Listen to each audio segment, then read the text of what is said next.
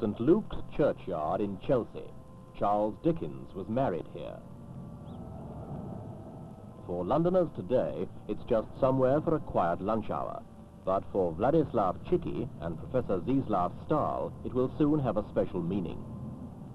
They are Londoners now, but once they were officers in the Polish army. In this churchyard will be the only memorial to 15,000 of their comrades who died mysteriously in Russia during the war. Some were found buried in a forest called Katyn. The rest vanished without trace. In this issue, Echo looks into one of the last unresolved crimes of the last war, the Katyn massacres.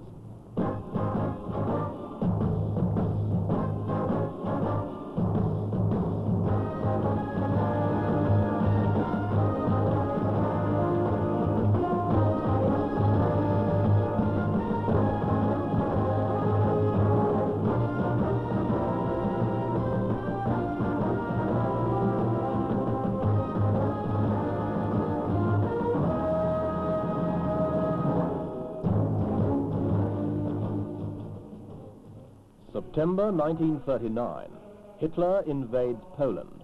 The Second World War begins.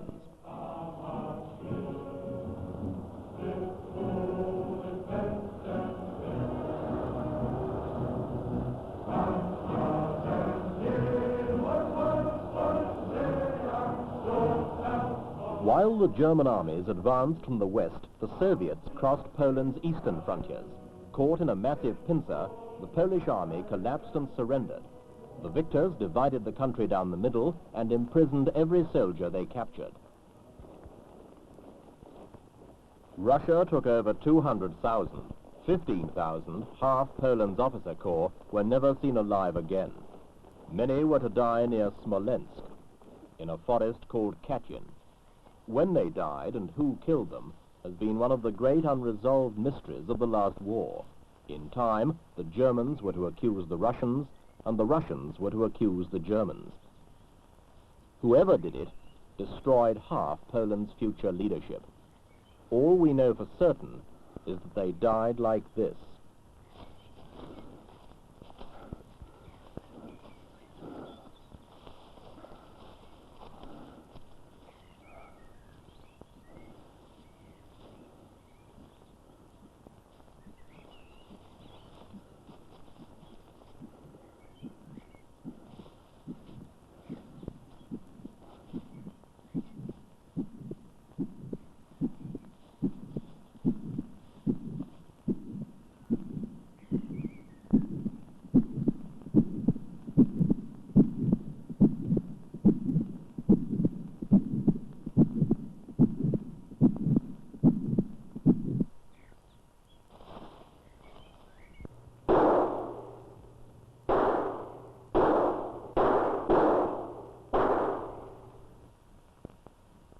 Postcards from relatives in Poland began to be returned undelivered in the spring of 1940, a year after their capture. So began the mystery. A year later, German armies were deep in Russia. Poland was an ally. Her men were released. Sikorsky, Poland's leader, flew in. His officers were missing. Why? The Russians were evasive. Sikorsky demanded to see Stalin. Already he knew that until spring 1940, the men had been in 3 camps: Kozelsk, Ostashkov, and Starobelsk. Faced with this evidence, Stalin claimed they'd escaped 4,000 miles to Manchuria. Sikorsky didn't believe him, but neither could he believe the men were dead. Just 400 of the 15,000 were to survive. One was a young cadet officer, Vladislav Chiki. I was an inmate of the camp at Kozelsk. We were there about 4,500 prisoners. I was a cadet officer. In April 1940, the Soviet administration of the camp started taking practically every day a batch of officers, about 70 up to 300 men at a time, and were taking them out of the camp. We didn't know anything as to their destination. Next time they were heard of was not until April 1943, when the German army discovered the mass grave in the Katyn Forest. Their bodies were lying in the same order as the groups were leaving our camp. They were dressed in the same winter uniforms in which we survived the winter 1939-1940. Of course, the evidence produced later by the Russians tried to indicate that they were murdered in August or September, but August and September in Russia, in that part of Russia, the weather is very hot. To the Germans, it was a chance to split the Allies. To Katyn, they brought an investigation commission, the press, and even the Polish Red Cross. The Poles were suspicious. They didn't want to believe the Nazis, but piece by piece, the evidence began to mount up. The Germans discovered or retrieved from the bodies hundreds of various documents. First of all, Russian newspapers, then letters and correspondence from Poland to the prisoners of war, and also diaries. Now, none of these documents showed any date which was beyond May 1940. There was a diary kept by a Major Solski, who kept the entries until the very last moment. In fact, his last entry was, we are in a forest, and suddenly it dropped.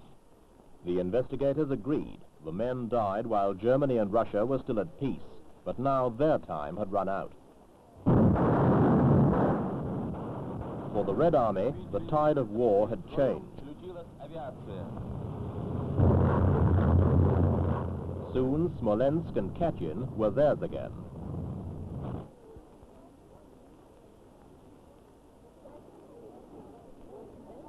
The dead were not allowed to rest.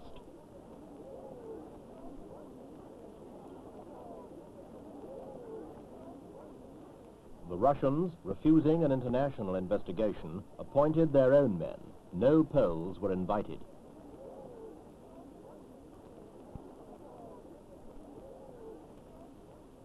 Their experts, of course, accused the Germans.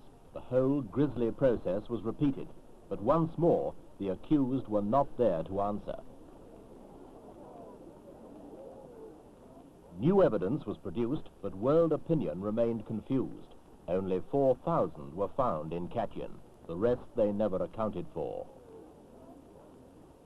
In Katyn were discovered the bodies of the prisoners of war from the Koziers camp only, over 4,000. But at the same time, we lost still 2 camps of prisoners of war. About nearly 4,000 from Starobelsk and over 6,000 from Ostashkov. We had to assume that they were liquidated in the same manner, but in some other places. In my view, the crime was committed by the Russians, and all the evidence, facts, point to their guilt.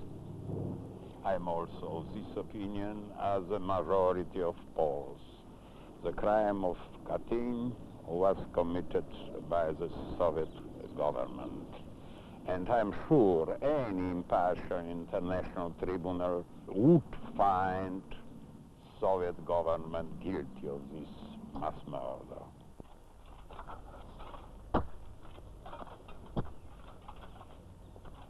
Somewhere the killers still live. Their memories are their only punishment.